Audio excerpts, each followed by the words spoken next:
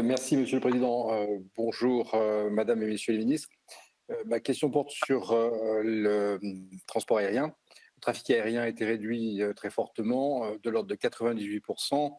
Les conséquences sont majeures, bien sûr, d'abord pour les compagnies aériennes et pour tout un pan qui peut entraîner notre économie demain pour le redémarrage.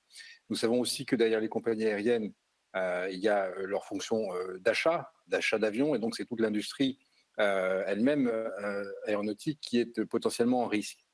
Évidemment, s'il y a moins de compagnies, il y a moins d'acheteurs, et on sait que les perspectives à moyen terme sont très difficiles à établir. Il faudra aussi demain penser à redonner confiance, essayer ensemble de redonner confiance aux voyageurs, et le milieu qui est confiné, qui est l'avion, n'est pas forcément l'endroit vers lequel on va le plus facilement se précipiter.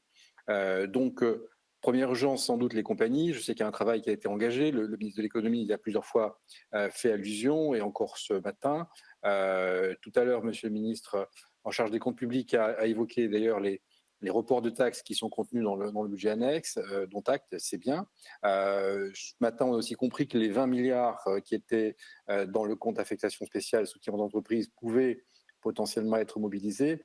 Donc ma question, c'est quel est le calendrier pour vous, et comment vous voyez le soutien à ce secteur clé, en pensant d'abord aux compagnies, bien sûr. Dans quel calendrier pouvons-nous y voir clair? Et puis je rejoins ce qui a été dit par Victorin Hurel notamment. On pense beaucoup à Air France, mais il y a d'autres compagnies, notamment celles qui desservent l'outre-mer. Il faut, je crois, un plan global. Un certain nombre de gouvernements ont déjà fait ce genre d'annonce. Je mesure que c'est difficile. Et en tout cas, on souhaite y voir un peu plus clair, autant que vous pourrez nous le dire, en tout cas au moins sur le calendrier. Deuxième point, ça peut être aussi l'occasion évidemment de faire de ce choc terrible quelque chose de remise à plat, une forme de remise à plat de ce secteur-là. Et donc il y a peut-être des choses à réfléchir sur la consolidation européenne, sur la taxation, sur le financement de la sécurité, le financement de la sécurité sanitaire, et le lien avec l'industrie de défense, parce qu'on sait tous que l'aérien apporte aussi des innovations qui sont communes avec la défense. Voilà. Donc est-ce que vous êtes ouvert à cette deuxième réflexion plus stratégique? Je vous remercie.